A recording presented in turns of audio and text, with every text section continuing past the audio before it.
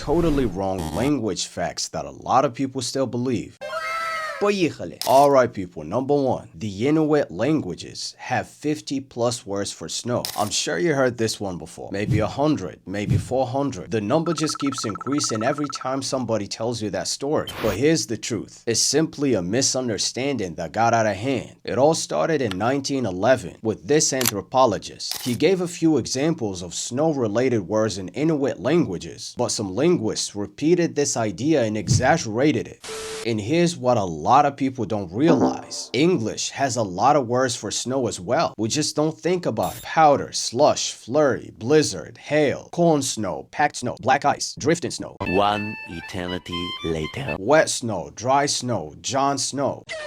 Another important thing to keep in mind is that languages spoken by the Arctic peoples are polysynthetic, meaning they can build long words by combining roots and suffixes. So technically, they can have 50 plus words for anything, not just snow. If you speak an Inuit language, please clarify for us in the comments so we can end this debate once and for all.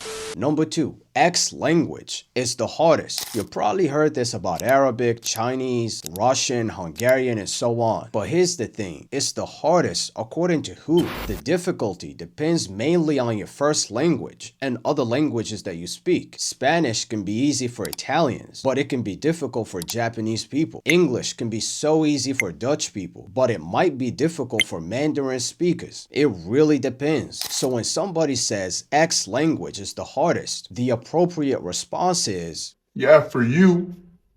Number 3. X language is the richest. You probably heard this about English itself. Oh, it has the most amount of words, therefore it's the richest. Well, the first problem is, how do we even count words? Should we count run, ran, running as one word or 3? Should we count terms that only specialists use? How about regional variations? Plus, English borrows so many words from other languages. So should we count those as well, or do they not count?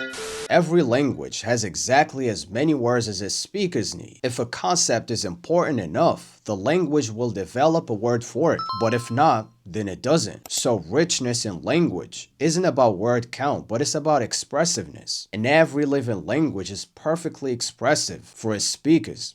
Number 4, we can easily distinguish between language and dialect. Are you sure about that? Take Italy for example. What people call Italian dialects, they're actually separate Romance languages with their own vocabulary and grammar. Or Swiss German is considered a German dialect, but a lot of German speakers report having trouble understanding it. Some even need subtitles. Now the Balkans on the other hand, what was once Serbo-Croatian became separate languages, even though they're highly mutually intelligible. Same for Czech and Slovak, but they're considered separate languages now because they're separate countries. So linguistically speaking, it's really difficult to give a set definition that separates languages and dialects. It's usually about things like political power, national borders, cultural identity, nationalism, and a lot of things. And in some countries, a lot of languages are referred to as dialects as a way to lower their status and make them seem not important. But what about you? What do you think about this? I'd love to hear your opinion in the comments.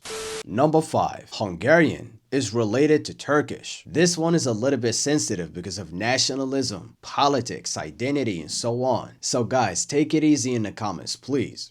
Hungary was part of the Ottoman Empire for 150 years, so it has a lot of loanwords from Turkish, similar phonology, grammatic features in common such as agglutination, vowel harmony, and so on, but it doesn't mean that they're related. Hungarian is a Uralic language, while Turkish is a Turkic language. Two different language families. I mean, if two cars have the same color and similar features, it doesn't mean that they come from the same factory. Languages can converge without being related. Same with Filipino and Spanish, Persian and Arabic, and many other examples. But again, I understand that this might be a hot topic for some of you guys. Well, if that's the case, let us know your point of view in the comments. Just explain it in a calm manner. No need to crash out. We're all friends here. Remember.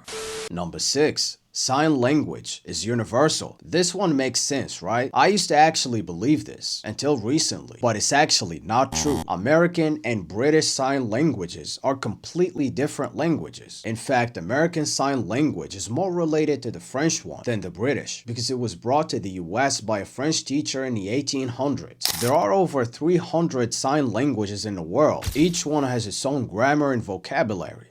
And number 7, Chinese, Japanese, and Korean are from the same language family. If you're on my channel, it means that you know about languages, so you probably don't believe this one. But some people do, and there's no shame in that. We learn something new every day, and it's not totally crazy to think that they're related. I mean, they're geographically close. They use similar characters. Their cultures have been influenced by each other, so it seems logical. But in reality, no. They're actually not related. They're from completely different language families. Chinese is Sino-Tibetan, Japanese belong to the Japonic family, and Korean's origins are still debated. It's generally considered either a language isolate or from a very small language family. But the writing system is the red herring. Japan borrowed Chinese characters around 1,500 years ago. Same for Korean before Hangul was invented. But this doesn't mean anything. Borrowing a writing system is like a Turkic language writing in Cyrillic. The grammar can tell you the real story. Chinese grammar, for example, is so simple, whereas Japanese has complex particles and verb conjugations, and Korean works in a different way. So what do all these myths have in common? Well, they simplify things, and they get repeated because they sound right, and not everybody's unemployed enough to have time to do some research, so they just accept it. Let me know in the comments if I missed any, and consider subscribing if you want. Join the family. I got a lot of cool videos coming soon for you guys, so stay tuned. Thank you for watching. Take care. Love you.